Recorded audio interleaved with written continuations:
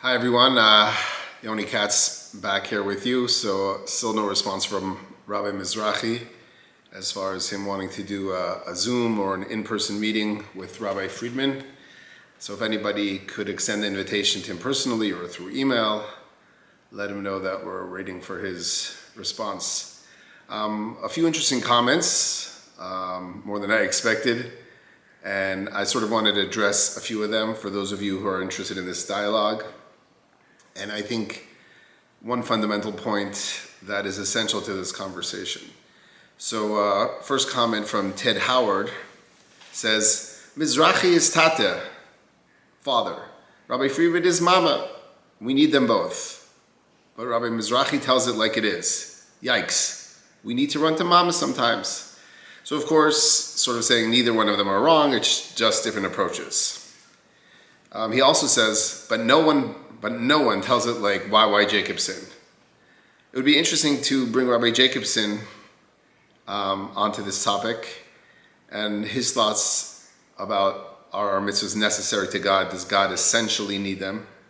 So if anyone has any way of communicating and maybe making a Zoom between him and Rabbi Friedman, I'll be more than happy to moderate. It will be my pleasure. Let's hear what he has to say. Or Rabbi Shais Taub, if you're out there.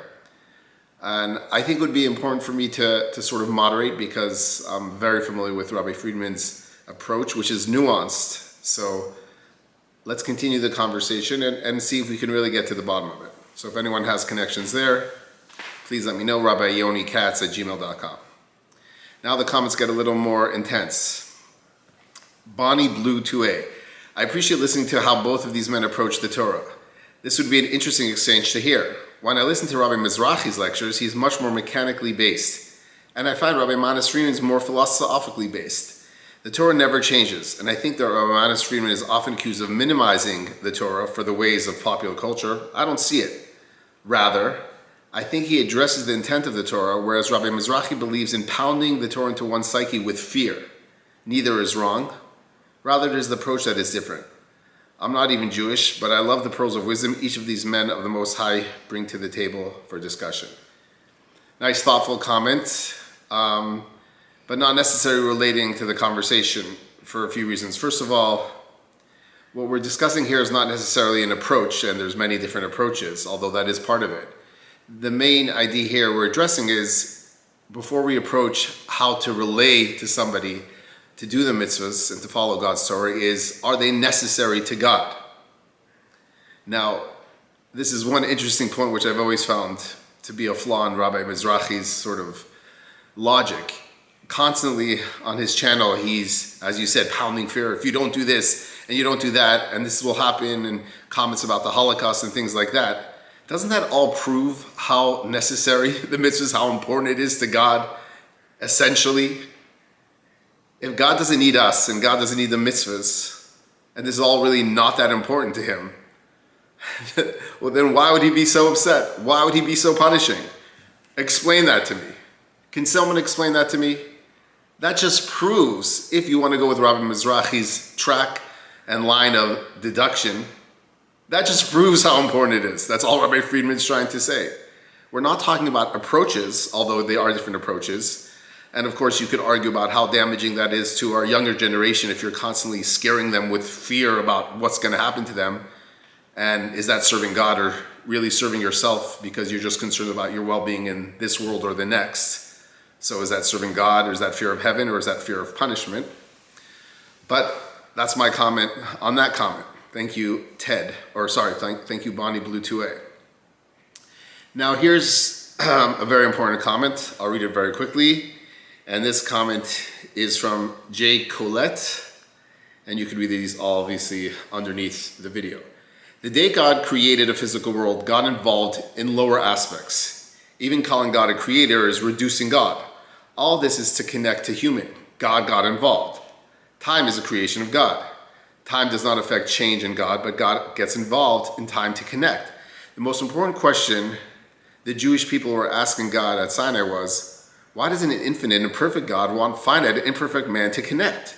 There's no relationship if God would not need or want. Therefore, God chooses to need man.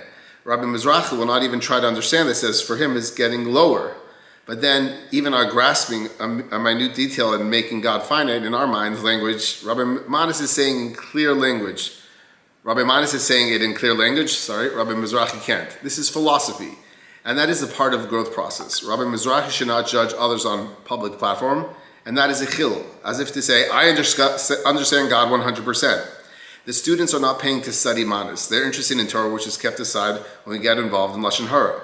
It is like hide and seek. Find God, learn about God, know God, cleave or attach to God, lose yourself and be one. Yaakov said, God was here and I did not know myself. Anyways, good comment. And the point that I want to address on that one is, why would a perfect God, who's above creation, who's above time, choose to get involved? Meaning, we always talk about our need to connect to God, and Rabbi Mizrachi will talk about that as well. But does God need to connect to us? Meaning, before God created us, He's the one that started this whole process. Why? It's obviously coming from nowhere other than Him, than His essence. Why would a perfect God get involved in creation? Obviously, He's after something that's very important. He even lowered Himself to get involved. What does that show you? So, to understand how choice works by God, because nothing influences God other than God, which shows that it's really necessary. By human beings, when you choose things, should I go here, should I go there? There's a million influences from the time you're born, or even before you're born, you could say, that are influencing you to choose something. Not your essence, not who you truly are. The media, a book, a movie, a magazine, and that's constantly what media is trying to get you to do, to influence you, so you eventually swipe the credit card and make them richer. By God, when He chooses, His choice is free. God has true free choice, meaning there's nothing influencing Him other than it coming from Himself. And that just ups the ante. That shows how necessary it is, because it's coming from His essence. Like we say, God created the world something from nothing. Nothing other than Himself, which shows how important, how necessary it is to God. So Judaism is not our ticket to heaven. And to relate this to what's going on, and to finish with this, in popular culture, the whole Kanye West and anti-Semitism, this is my take on anti-Semitism. And you could disagree, and I'm not saying I'm 100% accurate. But anytime you see a flare-up of anti-Semitism in the world, it's like a child in the family who's acting out or misbehaving. The child is trying to communicate something, trying to get beyond themselves, but they don't necessarily how to bring it all together, so they act out. So you see deeper than the misbehavior, and you see the child. What's going on? It's the same thing with anti-Semitism. The Jewish people are supposed to be a light unto the nations. They're supposed to teach the world about God. Like it says in the prophets, or lagoyim, a light unto the nation. We're chosen for that mission, hence the name, the chosen people. So if we're slacking, like a teacher would slack in the classroom, the students are saying, you're supposed to be a teacher. If not, what are you doing here? So anti-Semitism, not always, and I'm not excusing it. I'm sure that's going to be some of the comments. I'm not excusing it. I'm not excusing the misbehavior of the child.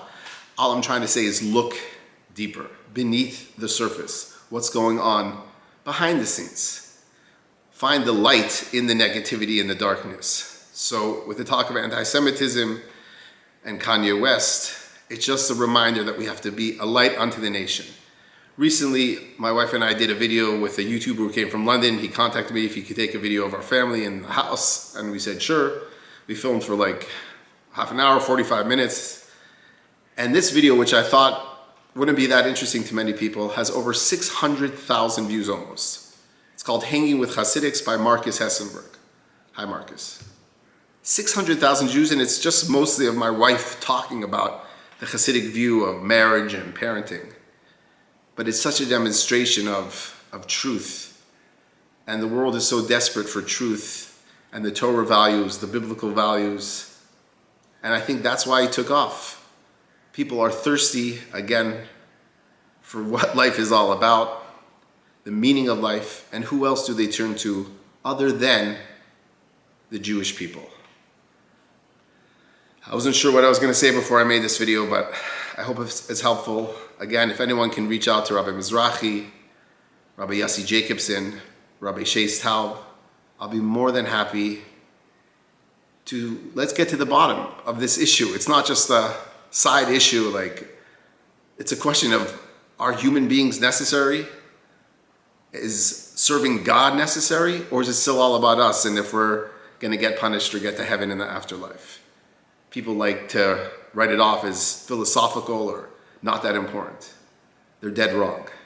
This is the most important issue. It's the call of the hour. If you want to contact me, I'll be more than happy to hear your thoughts. RabbiYoniKatz at gmail.com. God bless you all. Let's stand up and be the chosen nation. I need this perspective about God and mitzvahs and Torah just like the rest of you. I'm not trying to preach. I'm just trying to share. When I heard this perspective, it moved me and it got me beyond myself a little bit, here and there, and it's still a battle. So the reason I'm passionate about it, as many of you know, is it's helping me. It made sense, and it's definitely, most importantly, helping God and ultimately accomplishing the purpose of His creation of the world. Thank you very much.